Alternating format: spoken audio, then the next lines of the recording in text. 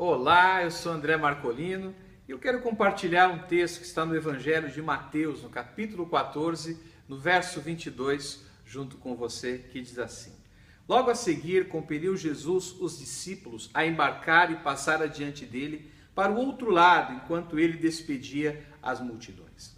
E despedida as multidões, subiu ao monte a fim de orar sozinho. Em caindo a tarde, lá estava ele só. Entretanto, o barco já estava longe, a muitos estádios da terra, açoitado pelas ondas, porque o vento era contrário. Na quarta vigília da noite, foi Jesus ter com eles, andando por sobre o mar. E os discípulos, ao verem-no andando sobre as águas, ficaram aterrados e exclamaram: "É um fantasma!" E tomados de medo, gritaram. Mas Jesus imediatamente lhes disse: "Tende bom ânimo, sou eu, não temais." Respondendo-lhe Pedro, disse: "Se és tu, Senhor, manda-me ir ter contigo por sobre as águas." E ele disse: "Vem." E Pedro, descendo do barco, andou por sobre as águas e foi ter com Jesus. Reparando, porém, na força do vento, teve medo e, começando a submergir, gritou: "Salva-me, Senhor!" E prontamente Jesus, estendendo a mão, tomou e lhe disse: "Homem de pequena fé, por que duvidaste?" Subindo ambos para o barco, cessou o vento. Jesus aqui envia os discípulos para que eles pudessem entrar no barco e passar pelo mar. E Jesus foi orar. E o objetivo de tudo isso que nós vemos aqui era o crescimento dos discípulos. Jesus precisava de um tempo com o Pai. E enquanto ele estava com o Pai, ele permitiu que os discípulos passassem por uma tempestade para ver como é que estava o coração deles frente às adversidades. A tempestade aqui nada mais representa do que uma simples adversidade, e Jesus mostra que ele tem o total controle da vida dos discípulos e também tem o controle da sua vida. Se você estiver passando por uma adversidade, eu quero que você entenda: Jesus tem o controle da sua vida. Você não está ao léu, você não está largado. Se você anda com o Senhor tem o controle da sua vida. No meio dessa tempestade que eles enfrentaram, Jesus vem andando por sobre o mar, por sobre as águas, e quando Jesus vai se aproximando, o que acontece?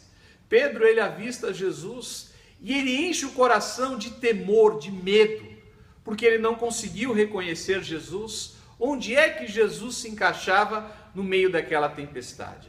E quando Jesus vinha, ele acha que era um fantasma. E Jesus fala para ele: "Não temais, sou eu."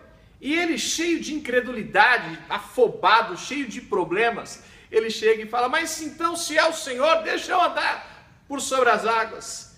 E Jesus, ele fala: "Vem, Pedro, vem andar comigo, eu vou te mostrar que sou eu."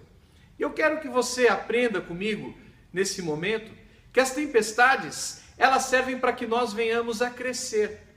Jesus, quando fala com Pedro, para que ele descesse do barco e andasse por sobre as águas, era para ver como é que estava a fé de Pedro.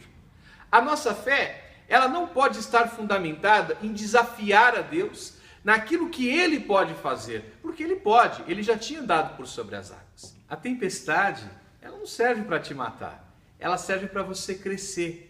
E eu quero falar de alguns aprendizados das tempestades na sua vida.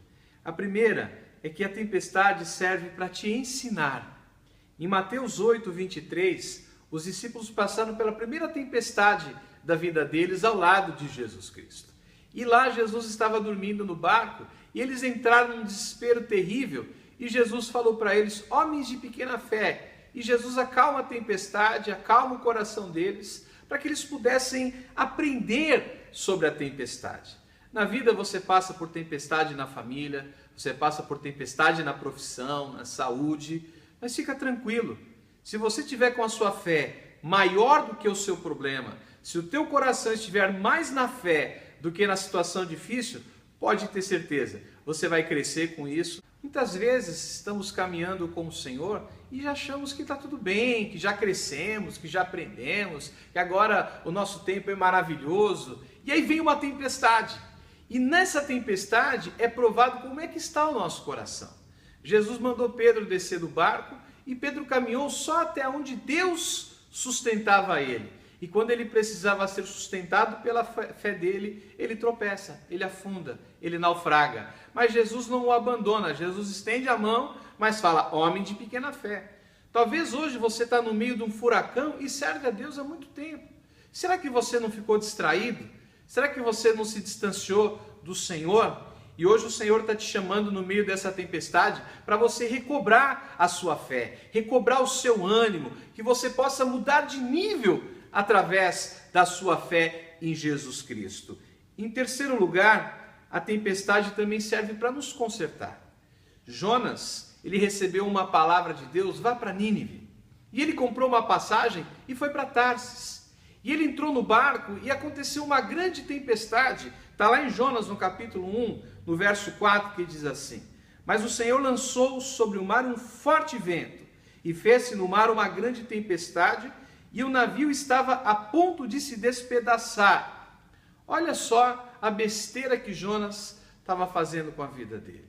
Deus tinha uma obra maravilhosa para usá-lo, para abençoá-lo, e o que ele faz? Ele se distancia do Senhor, ele vai para um caminho contrário, mas Deus não desiste dele, mas Deus o corrige. Tem tempestades na nossa vida que é para a gente consertar a nossa caminhada. Tempestade financeira é para que haja conserto. Tempestade no casamento é para que haja conserto. Tempestade no ministério é para que haja conserto. Deus, ele nunca permite na sua vida uma tempestade para você morrer, mas ele permite para você se consertar e para você crescer. Então aprenda, que você se desperte e que você também encontre um caminho de arrependimento. E como que você deve agir na tempestade? Em primeiro, na tempestade, aproxime-se ainda mais de Deus. Em segundo, na tempestade, reveja conceitos e atitudes. Será que você tem feito tudo certo?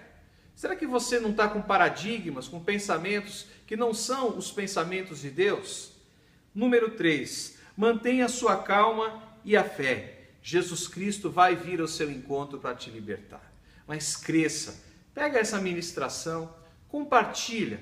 Se você puder, compartilha no Facebook, compartilha nas redes sociais, através do YouTube. Me ajuda a semear a palavra de Deus. Nós nos reunimos aqui na Igreja Fonte da Vida, no Morumbi, na Avenida Jorge João Saad, no número 241.